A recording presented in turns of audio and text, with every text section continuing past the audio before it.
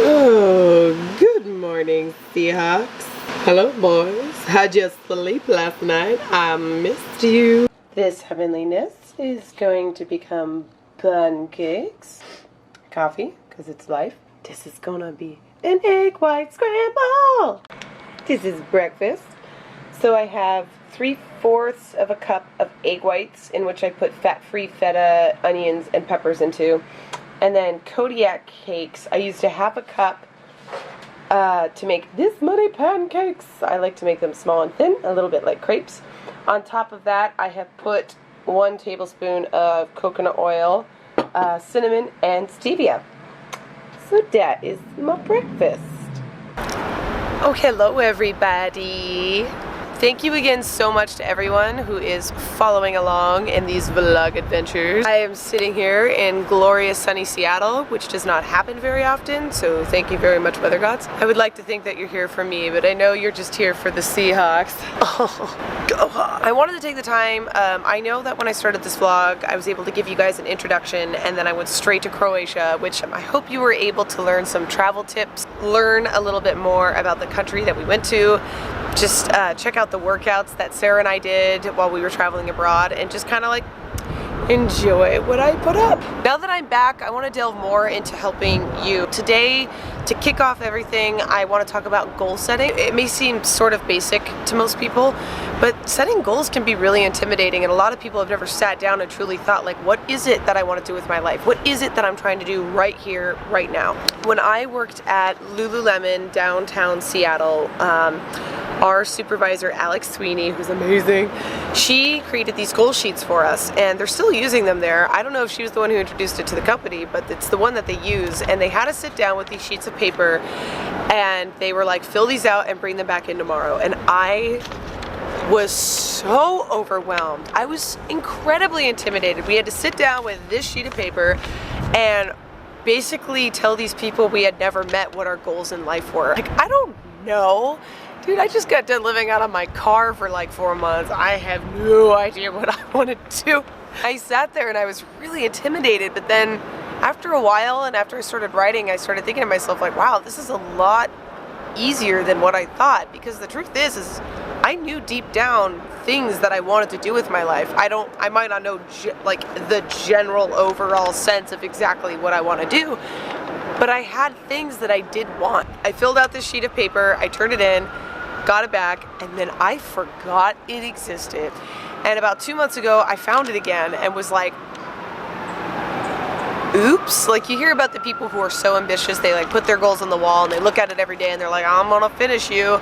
Let's just say right now I might not be one of those people. Anyway, it felt so great because I found it, and as I'm reading through this, I was like, I've done it. Like, I've done a lot of these goals, and that is something I never expected within myself, to find a sheet of paper like this and actually to have accomplished all the things that I had set out in the time that was given to me. If you would like a layout or to have one of these for yourself, email me. I'll try to write one up. I don't have this exact format on my computer, but I can send you a general layout of what it looks like. It has 1-year goal, 5 years, and 10 years. So in the 1-year goal, or in every single category, it will say health, career, and personal. In your 1-year goal, you're creating 2 goals for your personal life, your health life, and your career life. You could do more if you want. You don't have to do just 2. You could also do 1. It doesn't matter. But you had to write down what it is that you wanted to do in those categories and set a date. Now, these dates were not concrete. Like, you did not have to have it done by that date, but to give yourself like a I want it done by then, which is really important, you had to put dates next to every single one. It has save up money and travel Croatia with my sister. Did it. Purchase a new sewing machine. Did it. Reduce the amount of random jobs to only 2. Even better, I went from 6 jobs down to 1, and it feels fantastic. For those who don't know me, I'm trying to start a career within the fire service. Pass the firefighter test, CPAT test, earn my EMT certification, and attempt 1 written exam. All the things in my 1-year goal, I did. And I just sat there like, oh my gosh, I can't believe it. I'm looking at my 5-year goal, and for the most part, I'm still on the road to trying to complete some of these things. Like purchase my own 2 Great Danes.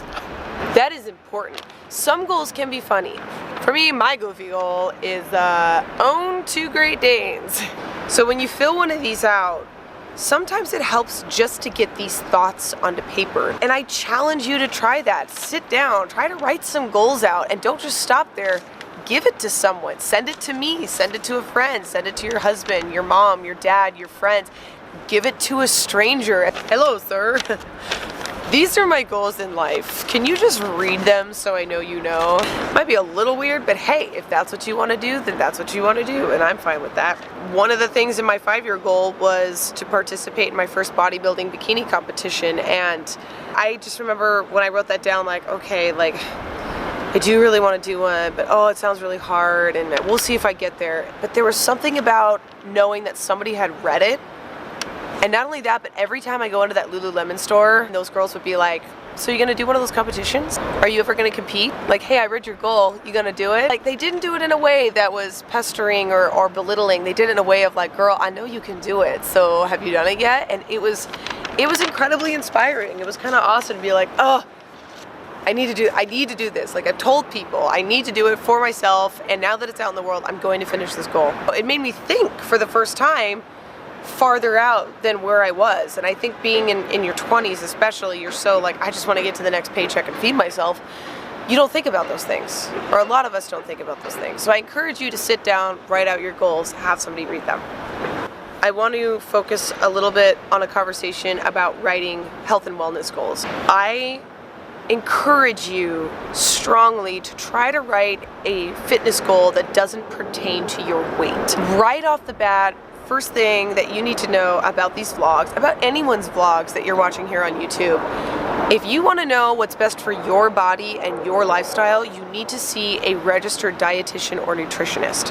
I'm going to be giving you advice. I'm going to be sharing with you recipes that work for my body, sharing with you my macros, my nutrients, my workouts, but in the end, I am not you. I don't have your body. If you want to know more about what's best for your body, seek a doctor, nutritionist, or a dietitian and ask those questions. That being said, I am a personal trainer who encourages my clients to not step on the scale.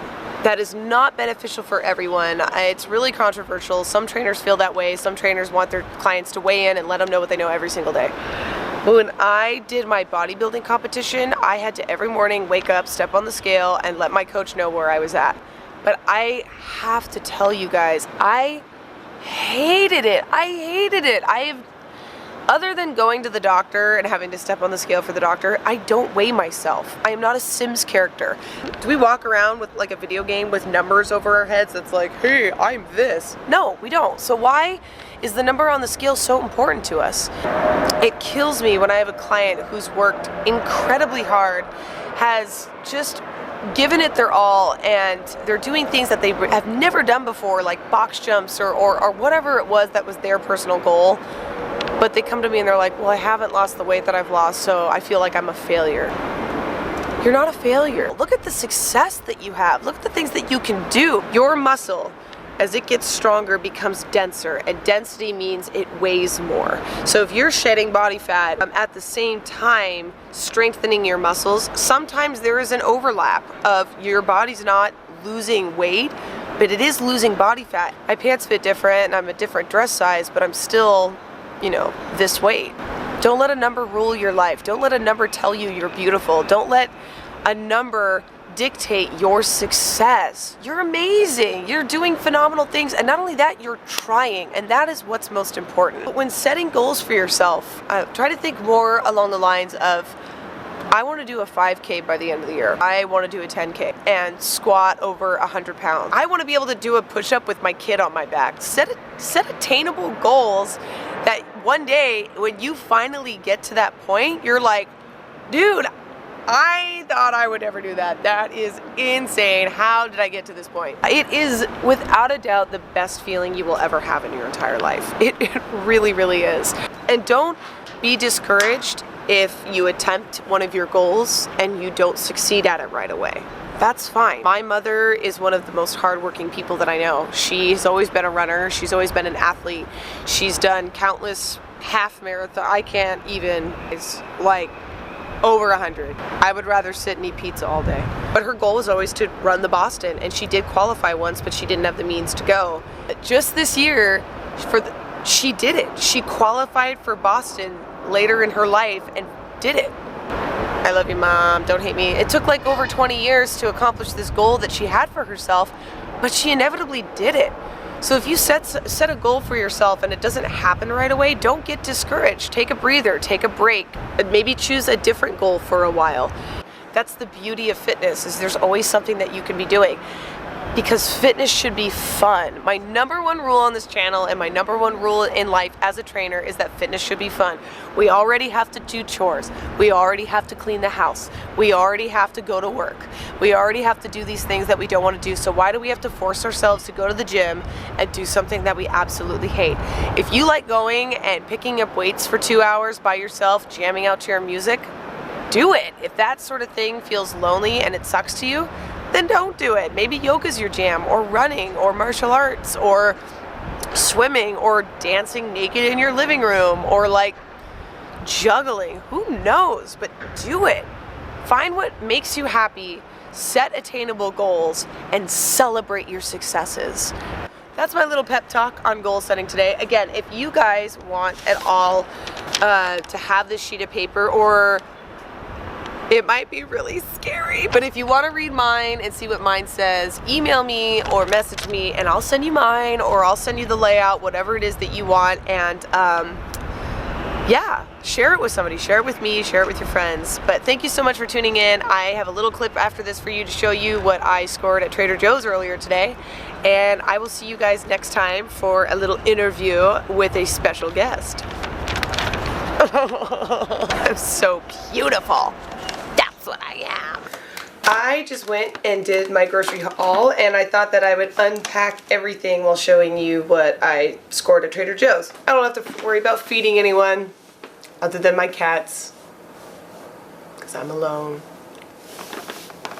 What I found was the cheapest option for me is I typically go to Costco to get all of my proteins. So I will get my tuna, any sort of fish, cod, salmon, tilapia, chicken, frozen chicken I usually get there, egg whites, and then anything else that I can use in bulk that won't go bad right away, I tend to get at Costco. Anything else, I end up going to Trader Joe's. Trader Joe's, for me, I find, has been the cheapest option to feed myself. I have done this enough times to know how long this food will last me, how to budget, and exactly what I need when I go to the store. Other than when I aimlessly walk down the aisles wanting all the chocolate and cookies. I have a bag of spinach and arugula. Next up, I have sprouted wheat bread. I personally try to find a bread that is between the 60 to 80 calories per slice. 2 slices of bread, I'm doing about 30 grams of carbs. Another great bread is Ezekiel bread, and another one is the Dave Killer bread power slices, so they're a little bit smaller than the Big Dave's bread. I put my bread in the refrigerator so it lasts a little bit longer. I find that Trader Joe's bread sometimes molds right away, which is how you can tell it's a better bread and baked fresh and has less preservatives. If it molds, good. I know it's frustrating, but it's good.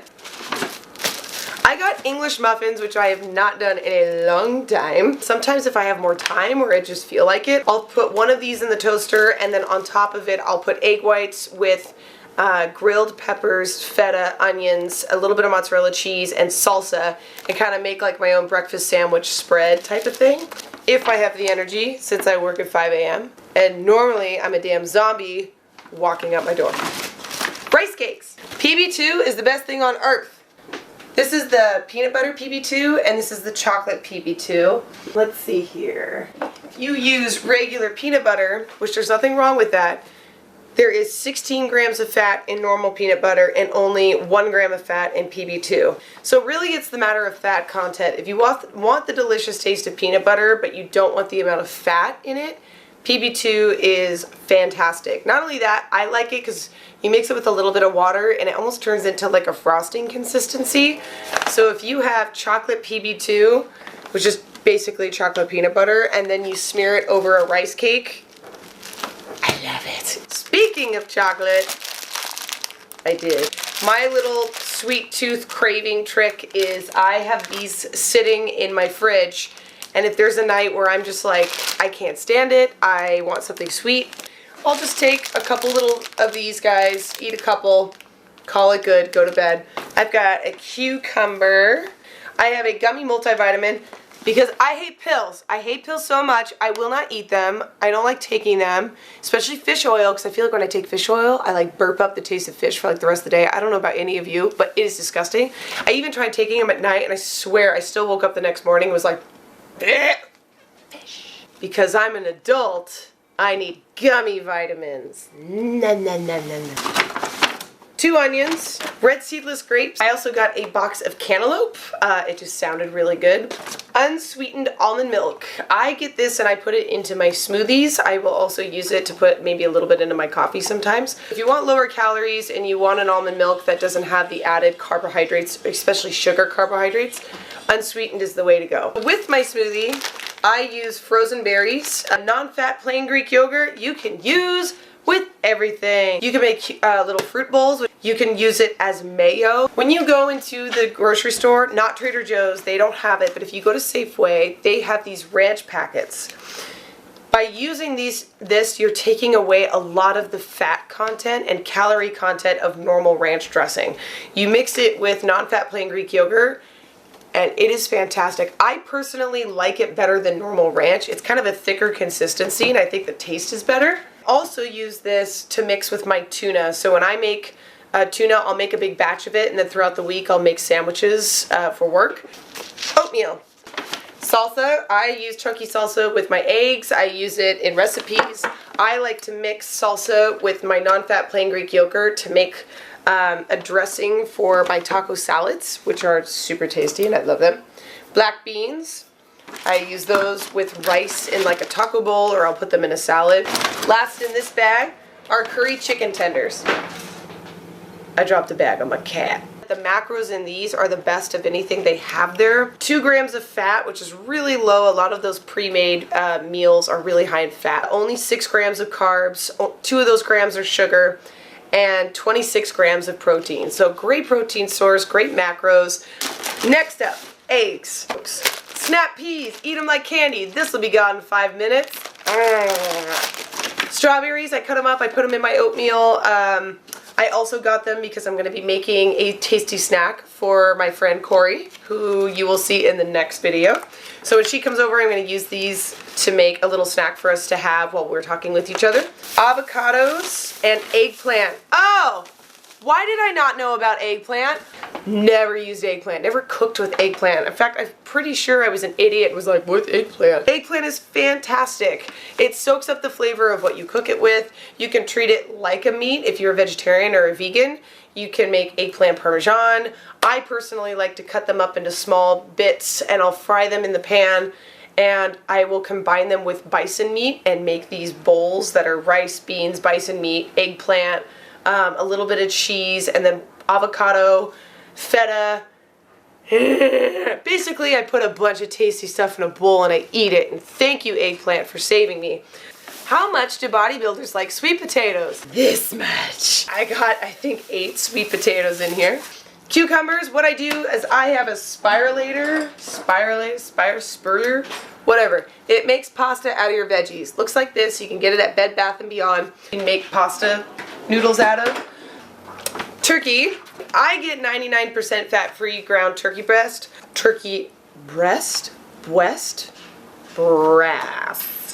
And then the last thing I have in here is 2 Quest bars. This is a meal replacement bar. This is meant for you as you're running around and you don't have time and you're like, oh god, I gotta eat something or I'm gonna faint. That is what this is meant for. It's really overwhelming when you get to that section and there's all the bars and you're looking at it like, I don't know which bar is for me. Can't they just say this is the best one? How do you know how to pick a bar? These are meant to be meal replacements, so if you think about it, if you make a meal with the right amount of chicken, rice, and veggies, you're making a 300-calorie meal that is nutrient dense. It's a healthy balance of fat, carbs, and proteins. Pick up one of these guys, look at it. It has 8 grams of fat, has 23 grams of carbohydrates, and 20 grams of protein in a 180-calorie bar. that is about the same macros as a meal that I make. When I make a burger at home, that is gonna make me feel more satiated and more full than eating one of these guys. If I know I'm gonna have a long day, if I know that I'm going to be at work for 13 hours, or if I'm studying, or say I'm on a film set all day and I know I'm not going to get a meal, I will bring one of these. Yeah, so that's a grocery haul from Trader Joe's. I know it's a lot of information to take in. It gets a little confusing when you start talking about calories and fat and carbs and protein and macronutrients, micronutrients. What are they? How do they pertain to my diet? Those are all really good questions. Please ask me if you have them. So thank you so much for watching my vlog today. Stay tuned for more.